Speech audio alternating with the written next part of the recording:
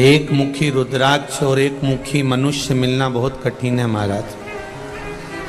एक मुखी रुद्राक्ष भी नहीं मिलता और एक मुखी मनुष्य भी नहीं मिलता जो अपनी बात पर टिका रहे, अपनी बात पर अड़ा रहे कि हाँ ये होगा।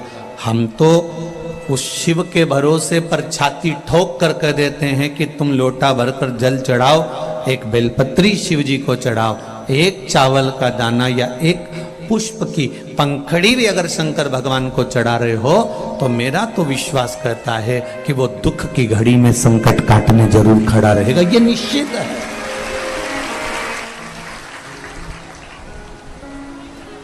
उसको दिखावा नहीं चाहिए, उसको ढोंग प्रपंच नहीं चाहिए, उसको ये सारे दिखावे से, सारे ढोंग से कि मैं ये बहुत त्रिपुंडा लगा लूं, बहुत लंबे बाल बढ़ा लूं, या मैं बहुत फैशन कर लूं, या मैं बहुत सारी माला धारण कर लूं तो भगवान मुझे मिल जाएगा, ऐसा नहीं है।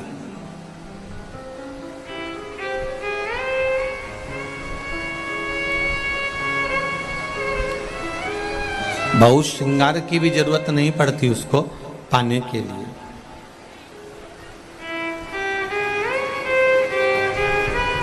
उसको पाने के लिए बहुत ज़्यादा श्रृंगार भी नहीं चाहिए, उसको पाने के लिए बहुत कपड़े भी नहीं चाहिए, उसको पाने के लिए बहुत सारा आभूषण भी नहीं चाहिए। उसको पाने के लिए तो केवल तुम्हारा निर्मल मन चाहिए। तुम किसी के प्रति गलत सोचो ना, व्यर्थ विचार करो ही ना।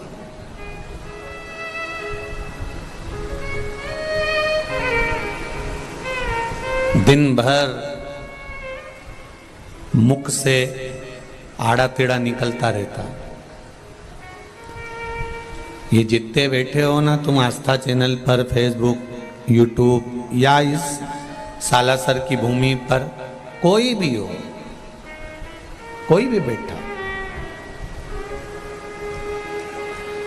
दिन भर हमारे मुंह से, हमारे मुख से बहुत सारी बातें निकलती है, बहुत सारे शब्द निकलते हैं, किसी के लिए अच्छा, किसी के लिए बुरा, किसी के लिए भलाई का, किसी के लिए बुराई का। हम विचार करें जरा, दिन भर व्यस्तता की जिंदगी में थोड़ा सा समय अगर हमने भगवान के लिए निकाला है तो क्या परमात्मा हमारे दुख काटने के लिए समय नहीं निकालेगा?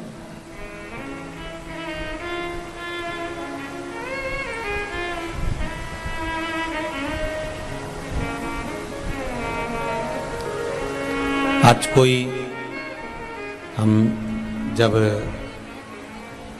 जायसवाल भवन में जहाँ रुके हैं वहाँ पर कह रहा था कि जब देखो, जब मेरा सम्मान संसार के लोग करते हैं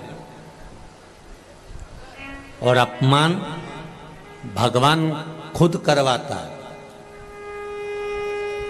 अपमान दुनिया का कोई व्यक्ति नहीं करवा सकता, ना दुनिया का कोई व्यक्ति कर सकता है।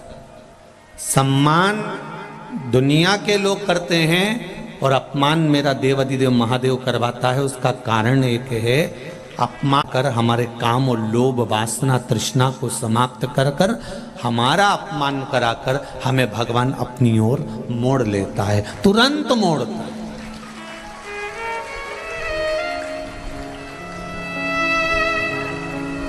झोली नहीं रखता, वो भरकर भेजता है। और पहले विचार करो कि तुम किसके आई हो।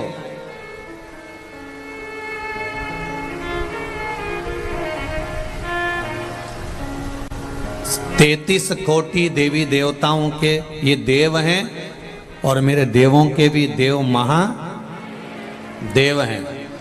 इंद्रदेव से पूछा जाए कि तुम्हारे दादाजी कौन है तो कहते हैं शंकर जी। ब्रह्मा जी से पूछा जाए तुम्हारे दादाजी कौन है तो शंकर जी, क्योंकि भगवान विष्णु के पिता भगवान शिव और भगवान विष्णु की नाभि से निकले हैं ब्रह्मा, तो ब्रह्मा जी के तो दादा भगवान शंकर हुए। 33 कोटि देवताओं के भी दादा परदादा ऋषि संत मुनि साधक उपासक, इन सब के पुण्यों के भी पुण्य हैं, पूर्वजों के भी पूर्वज हैं, तो वो शिव है, वो शंकर है। और कोई बच्चा किसी बच्चे को दादाजी की गोद में बिठा दीजिए, दादी की गोद में बिठा दीजिए। दादा की गोद से जब बच्चा उठता है तो कुछ ना कुछ लेकर उठता है। उसी तरह शिव महापुराण में जो बैठता है और बैठने के बाद जो 7 दिन बाद उठता है, 5 दिन बाद उठता है, तो मेरा देवाधिदेव महादेव कुछ ना कुछ देकर बैठता है, ये निश्चित है। आप चित्त से, मन से, वृत्ति से, हृदय से आप उसका भजन करो, तो आप उसको अपना पाने का प्रयास तो करो।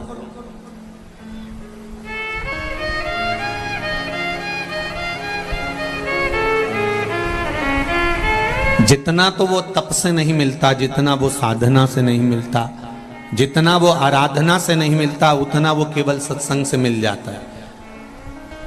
एक प्रसंग आता है वशिष्ठ ऋषि और विश्वामित्र जी का। दोनों में लड़ाई हो गई है, आपस में थोड़ा सा विवाद हो गया। वशिष्ठ ऋषि, वशिष्ठ बाबा और विश्वामित्र बाबा, दोनों में विवाद हो गया। विश्वामित्र जी कह रहे हैं कि तप बड़ा है, क्योंकि विश्वामित्र जी ने जिंदगी भर राजघर होते हुए दिखते थे। क्या बैकुंठ में दरवाजे नहीं थे? और आज के समय में तो कमरों में दरवाजे लगाना पड़ते हैं। हमने कब, पहले दरवाजा लगाने की जरूरत ही नहीं पड़ती थी, क्योंकि नारायण सोते थे और लक्ष्मी चरण दबाती थी। आज के जमाने में दरवाजा इसलिए लगाना पड़ता है क्योंकि लक्ष्मी सोती है, नारायण चरण दबाते हैं।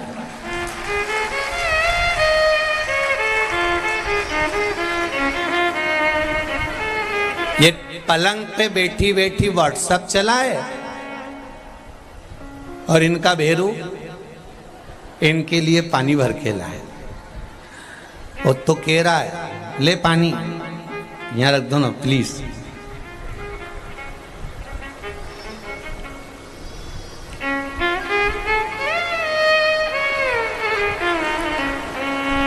अब वो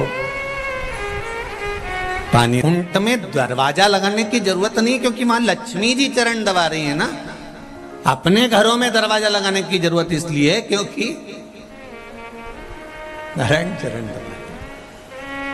यहाँ दरवाजा होना जरूरी है। घर की जो बुजुर्ग माता है ना, इनका मन इसलिए तो दुखता है। इनका जो छोरा था ना, वो छोरे के लिए माओ ने कितना काम किया। ला छोरा मैं पानी रख दूं, ला छोरा मैं बाथरूम में ये रख दूं, ला छोरा मैं रोटी ला दूं, ला छोरा मैं ये कर दूं। और वही छोरा शादी के बाद में वो उसके कहने पे चले तो बेचारी माओ का हृदय ऐसा रोए, मेरा छोरे के लिए मैं आगे आगे करती थी और ये जब से आई है ना, पूरा गुलाम बना के रख दिया इसने, पूरा गुलाम।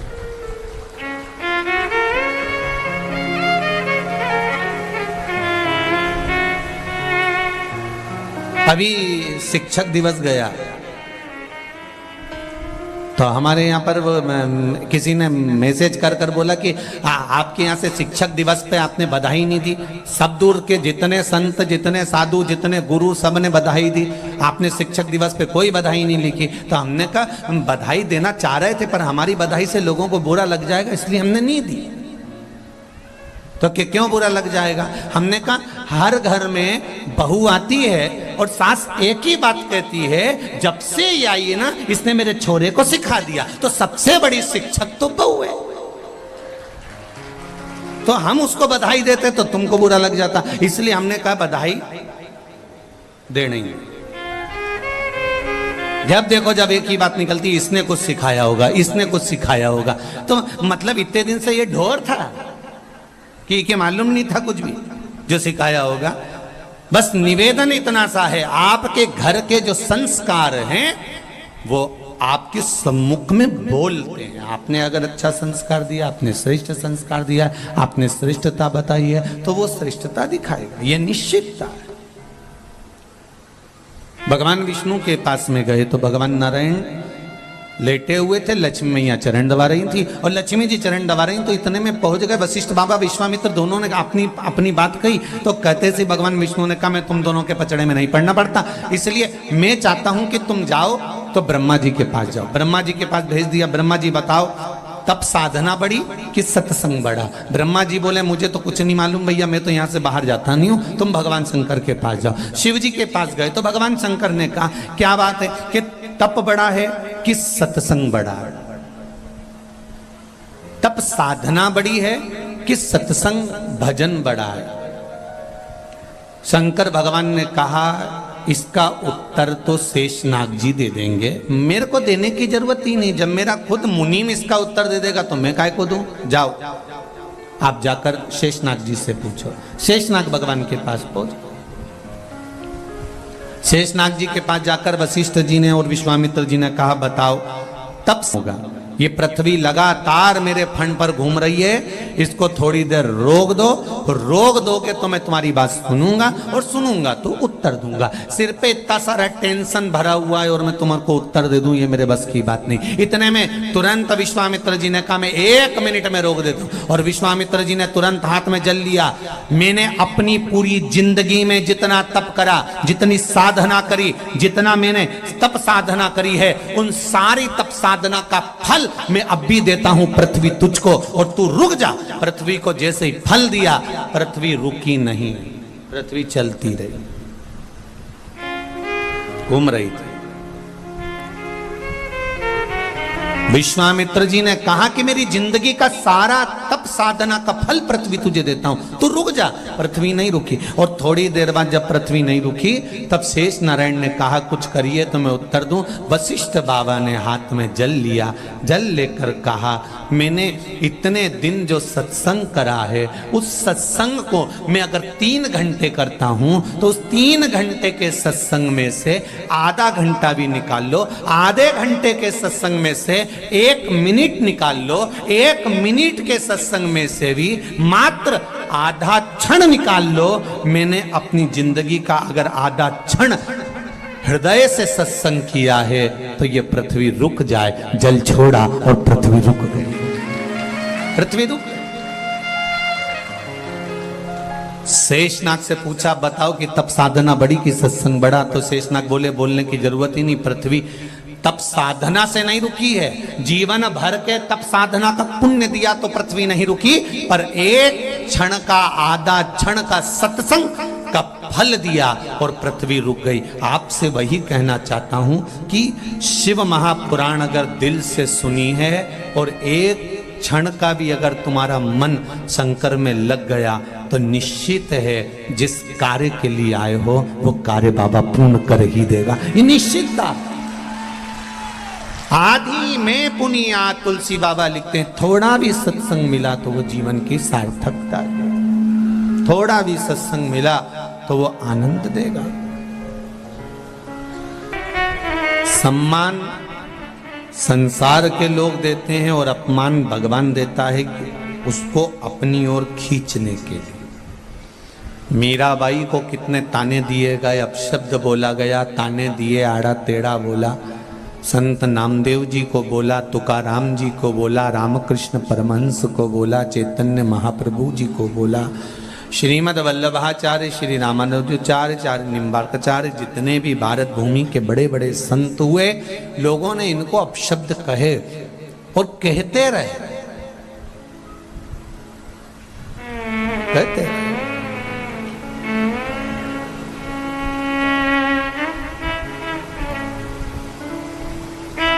उसकी शरणागति में जाने से दूर नहीं हुए संत।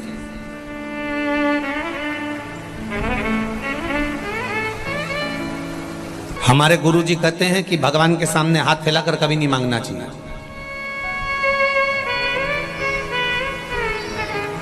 बोलो रिजी जी हो, हरियो राजस्थान वाली। कई लोग कहते हैं तुमने शिव पुराण ऐसी चालू कर दी कि भगवान के आगे जाके बोल दो, भगवान तुम्हारा काम कर देगा, भगवान के आगे जाके बोल दो, भगवान तुम्हारा काम कर देगा। है ये कोई तरीका है? हमारे गुरुजी कहते हैं कभी भगवान के सामने जाकर कुछ मत मांगो, भगवान के सामने जाकर कुछ भी नहीं मांगना।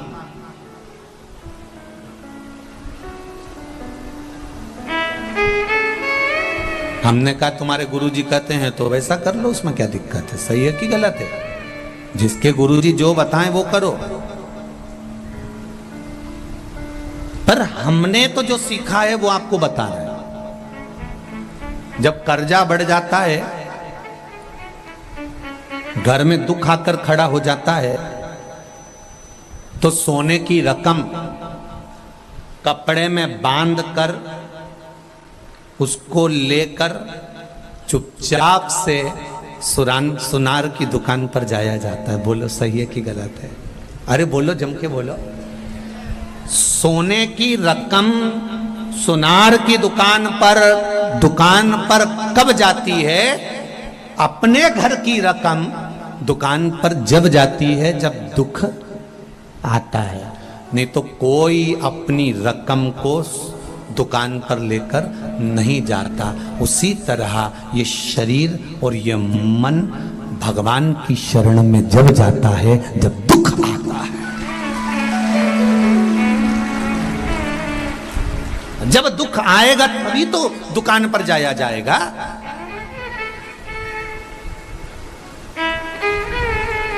सोने की रकम, घर की रकम, अलमारी की रकम सुनार के यहां ऐसे नहीं जाती है, दुकान पर ऐसे ही नहीं पहुंच जाती है। अपने घर की रकम अगर दुकान पर जा रही है तो समझना कि दुख कितना बड़ा होगा।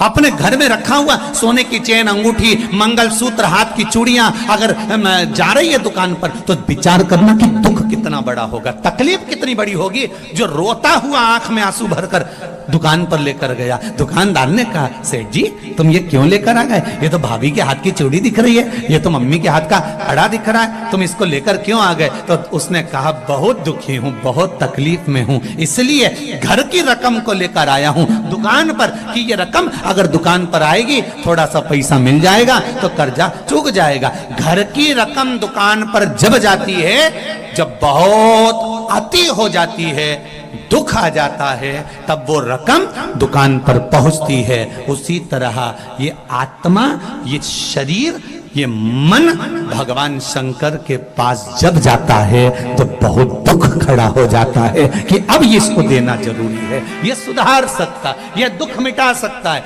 कुछ इस आत्मा को, इस चित्त को, इस मन को, इस वृत्ति को ये संभाल सकता है। मैंने तेरे ही भरोसे, ओ बाबा तेरे ही भरोसे हवा बिच उड़ती जाऊंगी, बाबा डोर हथो छड़ी में कटी जाऊंगी।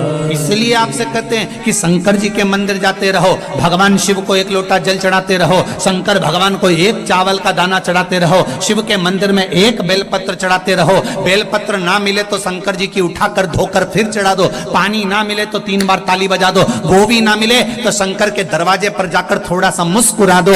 भगवान शिव को लगेगा रोज आती है और मुस्कुरा के जाती है। पार्वती जी कहेगी मुस्कुरा इसलिए रही है कि 2 बार तो पशुपति व्रत कर लिए, रोज सोमवार का व्रत करती है, इसके बाद भी दुख नहीं कट रहा तो तुम्हें चिढ़ा कर जा रही है। शंकर जी कहेंगे अब इसका दुख मिटाना पड़ेगा, मुस्कुरा उसके दरवाजे पर जाकर, उससे कहो तो दिल की बात। इस शरीर को लोग कहते हैं आपके गुरुजी ने कहा कि भगवान से कुछ नहीं मांगना चाहिए, पर हमारी तो शिव महापुराण की कथा कहती है जो कुछ भी मांगना संसार से मत मांगना, उस उघड़तानी से मांगना, जो दुनिया को देता है वो तुम्हें दे। आपके गुरुजी ने कहा भगवान से कुछ मत मांगो, पर हमारी शिव पुराण तो कहती है कि किसी से मत मांगो पर उससे मांगो, वो तुम्हारा बाप है, जगत का बाप, जगत का पिता, देव अधिदेव महादेव है, उसके पास चले जाओ।